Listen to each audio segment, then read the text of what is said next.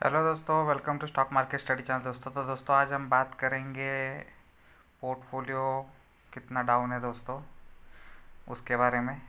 तो आप देख सकते हैं दोस्तों, ये मार्केट के जो गिरावट है दोस्तों, ऑलमोस्ट 12 से 15% मार्केट गिर चुका है निफ्टी 50। और पोर्टफोलियो लेवल पे भी आपका बहुत बड़ा डैमेज हो गया होगा दोस्तों। मेरा जो पोर्टफोलियो है दोस्तों, उसमें बहुत ज़बरदस्त डैमेज हुआ है। जो भी प्रॉफिट था वो सब चला गया दोस्तों। अब पोर्टफोलियो लॉस में दिख रहा है। आप देख सकते हैं दोस्तों, 1 लाख रुपए लॉस हो गया है पोर्टफोलियो का। तो प्रॉफिट भी हुआ था दोस्तों मेरे को सितंबर 2024 में, जो था मेरा मैक्सिमम प्रॉफिट था। आज की तारीख है दोस्तों 14 मार्च 2026, और अभी हम नेगेटिव में चल रहे। तो प्रॉफिट भी देख सकते हैं दोस्तों आप लोग। जब सितंबर 2024 था तभी हम प्रॉफिट में थे, और सितंबर 24 के बाद सितंबर 25 और अभी मार्च 26, तो ऑलमोस्ट हमको 17 से 18 महीने हो गए दोस्तों। और हमारा पोर्टफोलियो जो है वो आप देख सकते हैं 10 लाख पॉजिटिव से -1 लाख हो गया दोस्तों, 1,04,000। तो परसेंटेज टर्म में मैंने आपको दिखाया नहीं दोस्तों, बट वैल्यू आपको मैंने बताई है कि अभी जो है क्रिटिकल पीरियड है, और क्रिटिकल पीरियड में सब लोगों का पोर्टफोलियो डाउन हुए हैं। जिन्होंने स्मॉल कैप ज़्यादा लिया उनका पोर्टफोलियो 30-40% गिर गया है। जिनके पास लार्ज कैप है उनका भी पोर्टफोलियो दोस्तों 10 से 20% गिरा है। तो आपका पोर्टफोलियो किस चीज़ों से बना हुआ है, लार्ज कैप, स्मॉल कैप या mid cap, depending upon that अभी ये गिरा है दोस्तों। और बहुत सारे स्टॉक दोस्तों बेटर वैल्यूएशन पे आ गए हैं। सस्ते नहीं बोल सकते हम लोग, बट बाइंग के लिए अगर किसी को बाइंग स्टार्ट करनी है तो वो अभी स्टार्ट कर सकता है दोस्तों। वॉर कब रुकेगी किसी को पता नहीं है। अगर हम लोग निफ्टी 50 को देखते हैं दोस्तों, तो 12% गिर गया ऑलमोस्ट। और वॉर कब रुकेगी हमको पता नहीं। जब पुराना हमने लो देखा था दोस्तों, तो वो कोविड के टाइम 7,500 पे था। उसके बाद जो रनअप दिखाया दोस्तों वो ज़बरदस्त रनअप था। उसके बाद रशिया यूक्रेन के टाइम पे 22,000 का लेवल टच किया था। और अभी हम लोग 23,000 लेवल पे है। तो अगर हम लोग नियर बाय सपोर्ट देखेंगे तो 22,000 का है। और अगर वॉर उससे ज़्यादा कंटिन्यू रहती है और इंडिया में प्रॉब्लम्स अगर बढ़ती है रिलेटेड टू क्रूड ऑयल या रिलेटेड टू गैस, गैस का तो जनरली प्रॉब्लम रहेगा ही। अगर थोड़ी सी बढ़ेगी तो गैस का प्रॉब्लम होगा। गैस का प्रॉब्लम होगा तो हमारा रुपी डिप्रिशिएट होगा और इन्फ्लेशन बढ़ेगा, और शायद से रेट टाइटनिंग भी करनी पड़े आरबीआई का हो, तो वो मार्केट के आगे नीचे आएगा सब कुछ। तो मार्केट और भी नीचे आ सकता है। 20,000 का भी लेवल हमें दिख सकता है। और बहुत ज़बरदस्त तगड़ा सपोर्ट होगा 18,000 पे। 18,000 को क्रॉस करके नीचे आना मुश्किल दिखता है मार्केट में, बट इट इज़ पॉसिबल। तो 20,000 तक आ सकता है दोस्तों। हम लोग 20,000 का इंतज़ार नहीं करेंगे, बट जिसको बाइंग करनी है वो अभी बाइंग स्टार्ट कर सकता है। कौन सा बॉटम बनेगा हमें पता नहीं। कल अगर वॉर रुक जाती है तो कल का ही बॉटम बन जाएगा, वहीं से निकल जाएगा शेयर ऊपर। तो अभी इस मार्केट में सबसे इम्पोर्टेंट चीज़ यही है दोस्तों कि आपको बिना पैनिक किए जो भी शेयर आपने लिए हैं वो आपने 1-2 साल 3 साल के लिए तो इन्वेस्टमेंट की नहीं है, आप लोगों ने बड़े पीरियड के लिए वो इन्वेस्टमेंट की हुई है, तो उसको आपको पकड़ के बैठना पड़ेगा। और जब हम लोग बड़े बड़े लोगों को देखते हैं,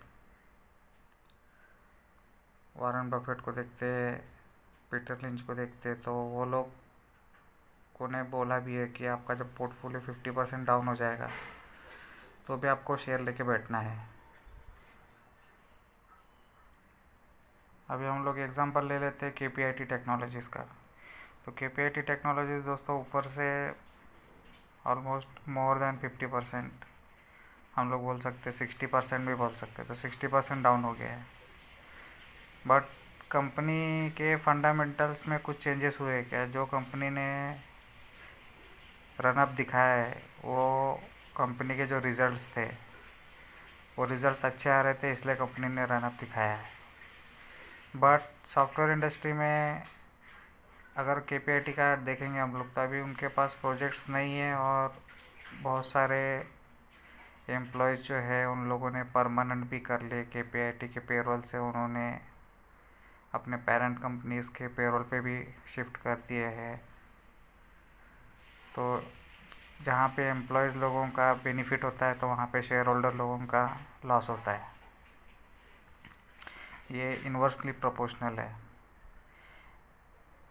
most of the time. Employees का भी बेनिफिट हो जाए और शेयर होल्डर का भी बेनिफिट हो जाए, इसके लिए कंपनी को बहुत मेहनत करनी पड़ती है, जो कि हर टाइम पॉसिबल नहीं है। तो अभी KPIT में क्या करना चाहिए? तो जो लोग लॉन्ग टर्म के लिए है वो अभी भी बाइंग कर सकते हैं, एवरेजिंग कर सकते हैं। कंपनी में कुछ ऐसा प्रॉब्लम नहीं है, कंपनी के रिजल्ट्स फिर से अच्छे आएंगे तो फिर से ऊपर जाएगा स्टॉक। बट बॉटम अगर इसका देखेंगे हम लोग, तो 500 का अच्छा सपोर्ट है। बट जिस तरह से ऊपर से नीचे आ रहा है, मुझे लगता है वो 250 तक भी आ सकता है, 250 के लेवल तक भी। ऊपर चढ़ा था उस टाइम, रिजल्ट्स कंपनी के बहुत अच्छे आ रहे थे कंटिन्यूसली क्वार्टर बाय क्वार्टर। और जितने भी सॉफ्टवेयर इंडस्ट्रीज़ है, सर्विस इंडस्ट्रीज़ में, ऑटोमोटिव में या एरोस्पेस में जो है, जितने भी इसके कॉम्पिटिटर्स है, सारे स्टॉक्स ने अच्छा किया है। टाटा टेक्नोलॉजी तो IPO लेकर आ गए, LTTS का भी IPO आया था उसके पहले। जितने भी कॉम्पिटिटर है इनके, टाटा एलेक्सी, सभी ने मिलके अच्छे रिटर्न्स दिए थे।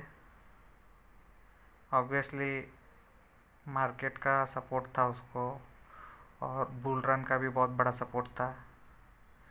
बट जो मेन इनका जो टेस्टिंग है वो अभी हो रहा है बेयर मार्केट में। तो पैसा वही बनाएगा दोस्तों जो बेयर मार्केट में इसको लेके बैठेगा, क्योंकि कंपनी का जो रिजल्ट्स रहता है उसमें तो माइन्यूट डिफरेंस रहता है। अगर अभी कंपनी का प्रॉफिट, नेट प्रॉफिट 2000 या 200 करोड़ का है, तो वो 210 हो जाएगा, 220 होगा, तो धीरे धीरे वो 5-10 साल में प्रॉफिट जो है 300 करोड़, 400 करोड़, 500 करोड़ ऐसे बढ़ेगा। और उस हिसाब से कंपनी के रिजल्ट्स भी बढ़ेंगे, बिजनेस भी ग्रो होगा और एक्सपांड होगा। धीरे धीरे थोड़ा बहुत कैपेक्स भी होगा, प्रोजेक्ट्स आएंगे, सिचुएशन सुधरेगी। बट जब सिचुएशन ख़राब होती है, तब आपको दोस्तों अच्छे शेयरों में इन्वेस्ट करना है। और अभी आप इन्वेस्ट करेंगे तो 2-3 साल में आपको रिटर्न मिलेंगे, ऐसा नहीं होता। जब भी आप शेयर मार्केट में आते हो, तभी याद रखना, जो शेयर सबसे तेज़ भागता है चीते की स्पीड से, वो उतने स्पीड से नीचे भी गिरता है। फॉर एग्ज़ाम्पल में हम लोग TCS का चार्ट ले लेते हैं। तो TCS के चार्ट में आपको दिखेगा दोस्तों कि जो कोविड का जो लेवल था 1500, जो बॉटम था, वहाँ से अभी उसी लेवल पे ऑलमोस्ट उनका जो टॉप का जो लेवल था उस टाइम 2500, वहीं पे स्टॉक आके रुक गया है। तो जो TCS की जो स्पीड है वो गूगल गाई से भी स्लो है, तो वो गिर भी रहा है स्लोली स्लोली। अगर हम लोग KPIT और TCS को कंपेयर करेंगे तो KPIT ऑलमोस्ट डबल स्पीड से गिर रहा है, और TCS भी गिर रहा है बट थोड़ा धीरे गिर रहा है। इवन दो AI का प्रॉब्लम चल रहा है IT सेक्टर में, दोनों भी IT सेक्टर को ही बिलोंग करते हैं, बट TCS का और KPIT का बिजनेस अलग अलग है। बट TCS भी गिर ही रहा है, बट भागेगा भी स्लो ही और गिरेगा भी धीरे धीरे ही। बट KPIT उतने स्पीड से भागेगा तो उतने स्पीड से गिरेगा भी। तो वो सब चीज़ें आपको ध्यान में रखनी चाहिए दोस्तों। और लार्ज कैप, मिड कैप और स्मॉल कैप, उनके तो आपको पता ही है कि स्मॉल कैप जो ज़्यादा भागता है वो ज़्यादा तेज़ी से गिरता भी है। बट हमें अच्छे रिजल्ट्स देने वाली कंपनियां, अच्छे परफॉर्मेंस देने वाली कंपनियां, उनके स्टॉक को हमको ऐड करना है, जो कि अभी बेयर मार्केट में नीचे गिर रहे। बट जब मार्केट अच्छा होगा या जब कंपनी का रिजल्ट अच्छा आएगा तो उस समय हमको उसका फ़ायदा मिलना चाहिए। फॉर एग्ज़ाम्पल आप देख सकते हैं Eicher motor, automotive sector, Mahindra and Mahindra और आइचर मोटर ने ज़बरदस्त रिटर्न दिए दोस्तों पिछले कुछ सालों में, बट अभी नीचे आ रहे हैं।